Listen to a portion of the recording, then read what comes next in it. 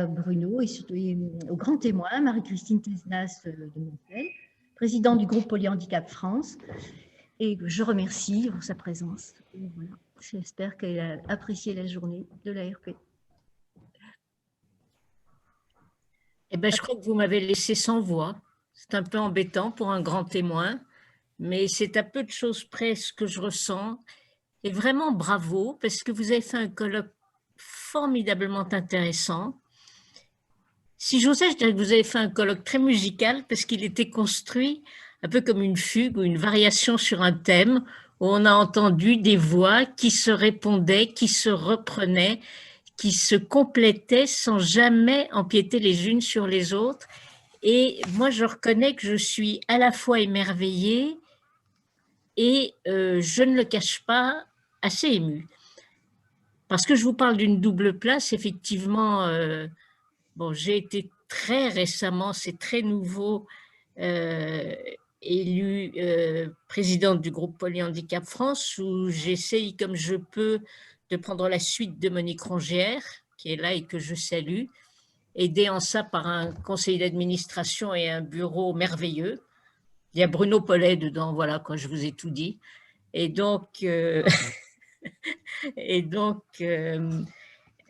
voilà, nous nous battons vraiment pour faire accompagner au mieux les personnes polyhandicapées en les faisant connaître et en faisant reconnaître toutes les spécificités du polyhandicap. Mais aussi et surtout, je suis parent d'un enfant qui aurait aujourd'hui 35 ans s'il ne nous avait pas quittés il y a 5 ans. Et donc, j'ai l'impression qu'on vient de très loin. J'ai l'impression qu'on vient de très loin parce que, quand mon fils est né en 85, il a été tout d'abord accompagné, merveilleusement, accompagné par un CESAP du CESAP. Et à l'époque, le CESAP était juste en train de changer de nom, tout en gardant le même acronyme, et il s'agissait encore d'arriérés profonds. Et comme le disait à l'époque la directrice du CESAD, qualifier d'arriéré profond un enfant qui n'avait pas 1 an, c'était tout de même un peu raide, je dirais même un peu rude. Et de la même façon, quand des médecins sympathiques et pleins d'enthousiasme m'expliquaient, à l'âge où aucun enfant ne marche, qu'il serait grabataire toute sa vie, ils m'ouvraient, ces braves gens, des perspectives qui n'étaient pas tout à fait enthousiasmantes, on va le dire comme ça. Et quand je vois à quoi on est arrivé aujourd'hui, grâce à vous tous, je suis juste émerveillée de ces enfants qui étaient catégorisés, Elisabeth Zuckman disait ça avec une force tout à fait extraordinaire, comme inéducables, à des projets individuels de scolarisation, pour faire un raccourci très très bref. Alors votre colloque a été, je disais, extrêmement bien construit parce qu'effectivement c'était...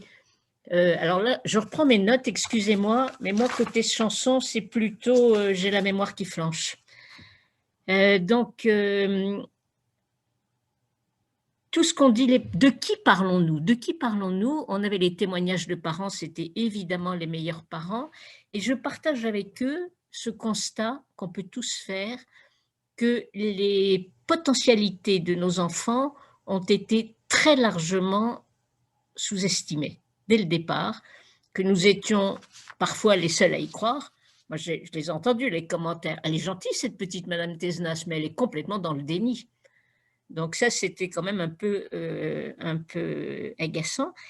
Et j'ai été époustouflée par la psychologue qui a cité Jacques Léman, disant ah ben, je n'ai pas les tests, mais je vais l'observer. Cette dame, elle avait tout compris. C'était quand même le moment où l'observation, la bienveillance, l'intuition tenaient lieu de neurosciences et d'imagerie. Parce que effectivement, les progrès qui ont été faits en 35 ans, et encore une fois, je ne vous parle que de ma place, en 35 ans, je suis quand même émerveillée. Quand j'entends le professeur Vallée dire, eh ben, c'était des enfants et des adultes différents. Alors que moi j'entendais, c'était effectivement des gens inéducables, bons à rien. Vous savez madame, non on n'ira pas très loin. Enfin bon, beaucoup d'entre nous l'ont entendu. Et quand ce même professeur Vallée parle des différentes expressions de l'intelligence et des différentes capacités de traitement de l'information, bon, ce n'était pas très commode par une vision, mais je l'aurais volontiers embrassé. En tout cas, ce qu'il a dit de reconnaissance extraordinaire de ces capacités différentes et qui étaient merveilleusement complétées par ce que disait M. Courbois, je ne rentre pas dans le détail de ce qui a été dit parce que je ne ferai qu'une paraphrase maladroite, mais c'est vraiment ce que j'en ai ressorti et que je trouve important dans ce que je vois de l'évolution des choses et de où ça peut nous mener. Et effectivement, M. Courbois l'a repris en parlant effectivement de l'importance immense de l'environnement et de la stimulation. Tout ça pour en arriver à l'accompagnement, parce que quand on parle d'évaluation, arrive tout de suite derrière Madame Crunel le soulignait, le questionnement éthique. Évaluer pourquoi, comment, etc. Et moi, de ma place de parent, j'entendrai toute ma vie cette éducatrice fantastique qui est toujours, je pense, aux Amis de Laurence. Elle s'appelle Marie Le Palais, que vous l'avez peut-être entendu intervenir dans différents colloques, et qui disait « Ce qui est primordial dans l'accompagnement, c'est de prendre la personne là où elle en est. Qu'elle ait fait des progrès, qu'elle ait régressé, de la prendre là où elle en est. Et donc, de ne pas la sous-estimer, mais de ne pas non plus la surestimer trop tôt et de risquer de la mettre en échec. » Donc, je reprends tout à fait, je trouve tout à fait juste ce que disait Dominique Crunel il y a 2 minutes, c'est que l'évaluation doit aboutir à un projet, mais qu'il n'y a pas de projet sans évaluation. Ce sont des choses vraiment extraordinaires. Et là, j'ai été dans tout ce qui a été dit, notamment par Régine Selle, qui a une capacité de recentrer les choses tout à fait remarquable. On a eu tous les mots, tous, qui sont ceux qui doivent toujours être les maîtres mots dans le polyhandicap. Je vous les cite dans le désordre. Je les ai notés, ils ont été repris dans tout le cours de l'après-midi. L'observation, la temporalité, le plaisir, la pluridisciplinarité, le partage, l'ouverture, la répétition, le changement, je l'ai mis en dernier parce que c'est en vedette américaine, et la famille. Donc on a eu après ces illustrations de compétences qui étaient extraordinaires, qui nous permettent de rêver. Et je me dis aujourd'hui que quand je suis entrée en polyhandicap il y a 35 ans, j'arrive d'un monde d'arriéré profond et je me dirige vers quelque chose d'extraordinaire. Je veux dire un mot au passage de la scolarisation pour faire une réponse très désagréable à une question qui a été gentiment posée. Est-ce qu'on fait des progrès en matière de scolarisation? Ben, sur le papier, oui. Actuellement, on a 25% d'enfants polyhandicapés qui sont scolarisés, ce qui est juste pas grand-chose. Mais vous avez vu ce qui a été fait par Polyscole, vous aviez le lien dans le chat, vous avez vu ce qui est fait petit à petit dans les écoles. Et si je peux me permettre, je vous invite à aller voir un site absolument extraordinaire qui reflète un projet tout aussi extraordinaire. Le nom est assez simple à retenir, ça s'appelle « Des carrés dans des ronds ».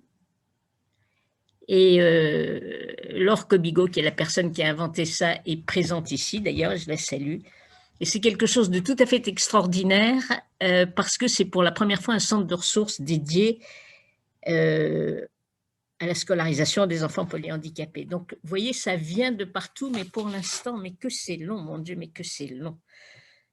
Donc, ce qui est important, c'est de voir qu'on se dirige quand même vers cette pleine reconnaissance et cette plein développement des capacités des personnes polyhandicapées et que vers une autonomie, et que cette autonomie, si petite soit-elle, doit exister.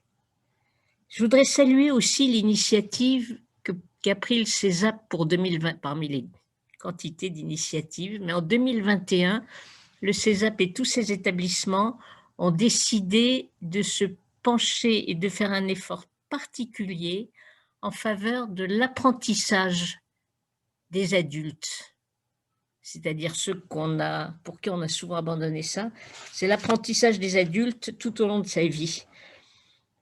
Je pense qu'on a créé beaucoup de surhandicap chez les adultes polyhandicapés actuels, justement en n'essayant pas de développer toutes ces potentialités, toutes ces possibilités qu'ils avaient. Je pense qu'il faut aussi, et là je vous mets en garde, parce qu'on est tous toujours à la recherche d'un bénéfice secondaire, même si on ne s'en rend pas compte, dans ce souci de développer les potentialités, il faut faire très attention à une chose. C'est une chose qu'on aime quand on accompagne les personnes polyhandicapées, c'est d'avoir une réponse si petite que soit-elle. Et vous savez que dans le polyhandicap, il y a beaucoup de disparités, il y a beaucoup de... Et donc, il y a des enfants, des adultes, qui répondent encore plus lentement, encore plus doucement, encore moins que d'autres. Alors, ceux-là, il ne faut vraiment pas les négliger parce que c'est ceux-là qui peuvent le plus vous surprendre. Et en fait, ce que je demande, c'est quelque chose qui a été nié, je ne sais pas comment il faut le prononcer, pour les enfants les enfants et les adultes, et vous le savez, et certains d'entre vous, malheureusement, l'ont vécu, c'est une reconnaissance pleine et entière, attendez, je cherche mon texte, voilà, pleine et entière de leur humanité, qui est semblable à la nôtre, même si elle paraît en être différente. Et je voudrais, pour finir, à propos des personnes polyhandicapées, laisser le mot de la fin à Saint-Exupéry, qui écrivait à la fin de Terre des Hommes. Vous savez, il y a cette fameuse expression de Mozart assassiné, c'est un titre de Gilbert Cesbron. Mais ce qu'écrit Saint-Exupéry et qui est magnifique quand on l'applique au polyhandicap, il dit, enfin au polyhandicap négligé, il dit ça, c'est quelque chose comme l'espèce humaine et non l'individu qui est blessé ici, qui est lésé. Ce qui me tourmente, c'est un peu, d'à chacun de ces personnes, Mozart assassiné. Merci.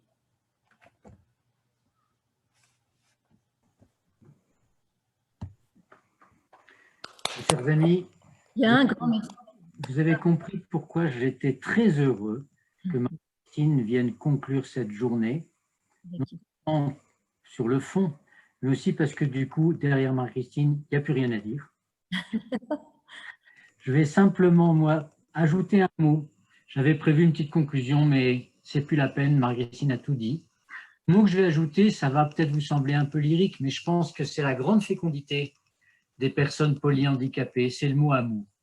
Toute la journée, on a vécu de l'amour à l'égard des personnes polyhandicapées, de l'amour de la part des personnes polyhandicapées.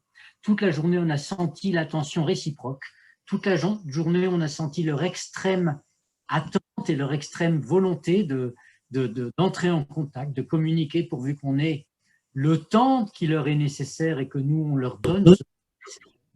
Voilà, je ne vais pas en dire plus. Je voulais simplement vous remercier. Je pense qu'effectivement, on a vécu une journée pleine de sentiments profonds et que cette attention portée à la personne, réciproque, et cet amour qu'on a ressenti dès ce matin en écoutant évidemment les témoignages des parents et tout au long de la journée, ça a fait de cette journée une journée formidable.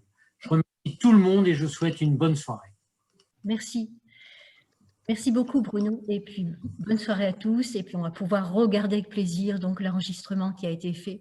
Merci Clément, merci à tous. Voilà, c'était vraiment une journée magnifique. Je suis très très très contente d'y avoir contribué.